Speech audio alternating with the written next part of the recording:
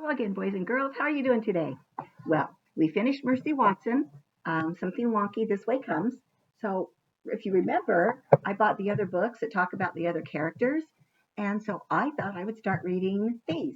So, um, these don't have the fun color pictures like the Mercy Watson ones do. So, I'll probably just read and then turn it around and let you see when there is a picture. I thought I would get started today with um, Tales from Decawoo Drive, Eugenia Lincoln, and the Unexpected Package. So this one's all about grumpy Eugenia. Grumpy. Grumpy old lady, right?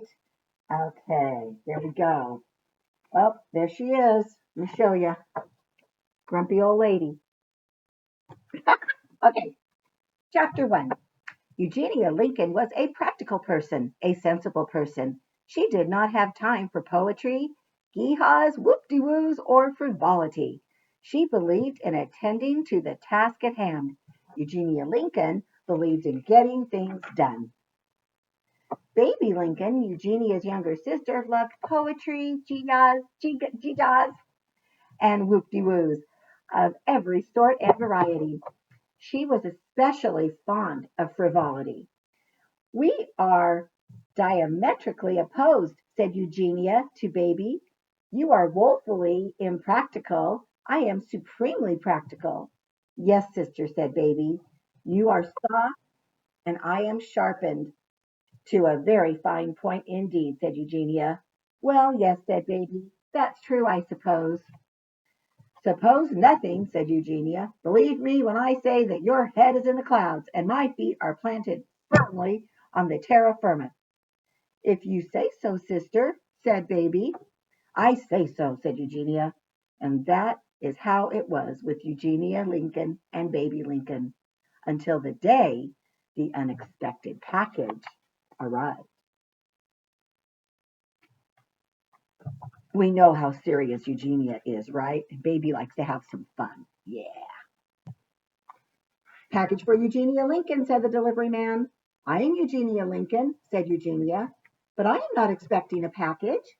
Well, whether you are expecting it or not, said the delivery man, it's here. He smiled a very big smile. Oh my, said Baby Lincoln, an unexpected package. She clapped her hands together. How entirely, absolutely unexpected. Aren't you surprised, Eugenia? I am certainly surprised. Isn't it exciting? There's nothing exciting about it, said Eugenia. It's annoying. It's inconsiderate. People should not send unexpected packages. General Washington, Eugenia's cat, brushed up against the side of the box in a possessive way. I don't know about you boys and girls, but I think unexpected packages are awesome. I love a surprise. Meow, he said. Stop that, said Eugenia to the cat. She stared down at the package. I refuse, said Eugenia. What? Said the delivery man. He was wearing a name tag that said, I'm Frederick. I refuse to accept delivery, Frederick, said Eugenia. Frederick stopped smiling. He said, hold up there. Are you Eugenia Lincoln? I am, said Eugenia. Is this 52 Decawoo Drive? It is, said Eugenia. Then this here is your package, said Frederick, and that's the end of that particular story. He gave the package a pat, tipped his hat, and then walked down the sidewalk to his delivery truck, whistling as if he didn't have a care in the world. Frank, who lived at 50 Decawoo Drive, came over as soon as the delivery man left. He said, I see you have received a large package, Miss Lincoln. May I be of some assistance? Yoo-hoo, called Mrs. Watson, who lived at 54 Decawoo Drive. Whatever could be in that extremely large box? I have no idea, said Eugenia. Just 1 second, said Mrs. Watson. Mercy and I will come over and see. Do not come over here, shouted Eugenia, and do not bring that pig. We know Eugenia doesn't like Mercy a whole lot, right? Yeah. But it was too late. Mrs. Watson and her pig were already out the door and on their way. It's all so unexpected, said Baby. Isn't it, sister? I, for one, have never been so surprised. Why don't you open the package and see what's inside? Eugenia put her hands on her hips. She stared down at the box. She was very, very annoyed. She had things to do. She did not have time for an oversized, unexpected package. I wonder if there's something dangerous inside, said Frank. Don't be ridiculous, said Eugenia. Maybe someone sent you something to eat, said Mrs. Watson. Maybe it's a fruit basket. And there she is with her hands on her hips.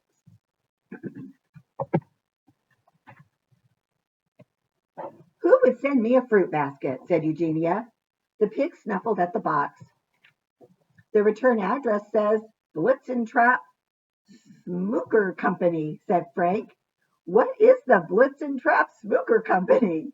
I have no idea, said Eugenia. The pig oinked. It snuffled the box some more. Life was too annoying and unpredictable and pig-filled to be bored sometimes. That was Eugenia's general feeling. Open it, trilled Mrs. Watson. I think you should open it, sister, said Baby. I have a feeling that it is something wondrous. What a ridiculous feeling to have, said Eugenia Lincoln. But then, entirely against her better judgment, Eugenia bent down and began to open the unexpected package.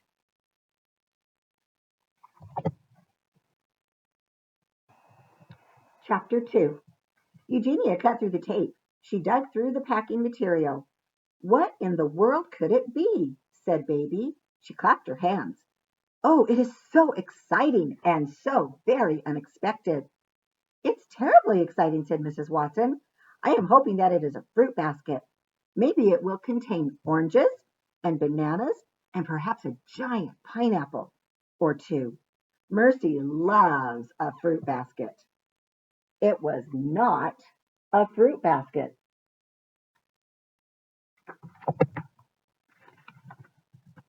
It was an accordion. Baby and Eugenia and Mrs. Watson and Frank and the pig and General Washington all stood together and stared down at the open box. It's an accordion, said Frank. Obviously, said Eugenia. I was hoping for a fruit basket, said Mrs. Watson. Boys and girls, an accordion is a musical instrument, and you hold it and you kind of squish it together and it plays music and it has keys. So she's got one of those. We don't see those very much anymore. Yes, said Eugenia, you said so several times. Well, an accordion is a wonderful thing. It's almost as wonderful as a fruit basket, said Mrs. Watson. Mercy just adores a fruit basket. Who cares what pigs adore, said Eugenia. She stood with her hands on her hips and considered the accordion. She couldn't think of anything more frivolous, more giga-esque, more whoop-de-whoopish than an accordion, except perhaps a fruit basket adoring pig. I guess I'll head on home now, said Mrs. Watson. Good, said Eugenia. Take that pig with you. And here's a picture of the accordion in the box. Mrs. Watson left. The pig, however, stayed behind. Eugenia closed her eyes. She didn't have time to deal with the pig. Little men with feathers in their caps were dancing through her head, playing accordions and shouting, Oompa, oompa. Eugenia Lincoln did not believe in shouting oompa, nor did she believe in putting a feather in one's cap. Can you shout oompa, oompa? She opened her eyes. Franklin, she said, tell me again the name of the company imprinted on the box. Blitzen Trap Smooker, said Frank. Located where? Said Eugenia. New York City, said Frank. Right, said Eugenia. I will have this straightened out in no time. But sister, said Baby, it seems like such a nice accordion. Maybe someone wants you to have it. Maybe there is a reason you received it. Nonsense, said Eugenia. There is absolutely no reason for me to receive an accordion. So here are the men playing the accordion. That gives you a good idea. Whoops, there it is. Eugenia marched to the phone. She dialed information. I need the number for a Blitzen Trap Smooker Company in New York City, said Eugenia. Connect me immediately. A very long way away, a phone rang. Blitzen Trap Smooker Company. said an annoyingly sweet voice. "This is Gladys Smooker speaking. How may I help you?" "Yes," said Eugenia. "I have inadvertently been sent an accordion and would like to return it forthwith." "Oh my," said Gladys in her too sweet voice. "I'm afraid that can't be done." "Of course it can be done," said Eugenia. All things can be done if one just applies oneself.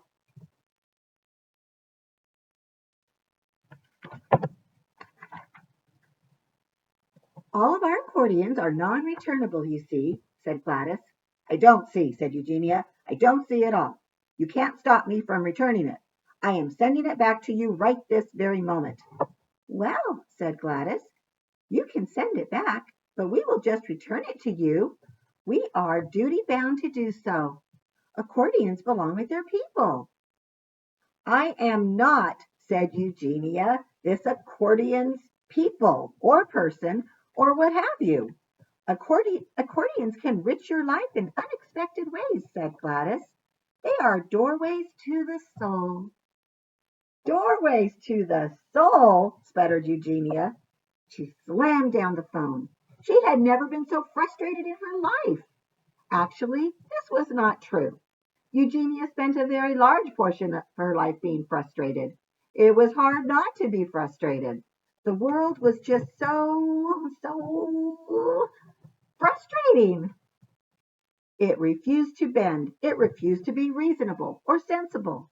For instance, life presented you with accordions when the last thing you wanted was an accordion. "Are you okay, Miss Lincoln? Are you okay, Miss Lincoln?" said Frank. "Your face is very red."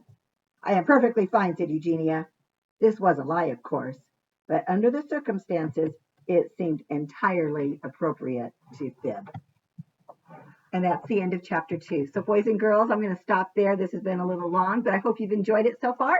And I will see you back again tomorrow. Have a good day.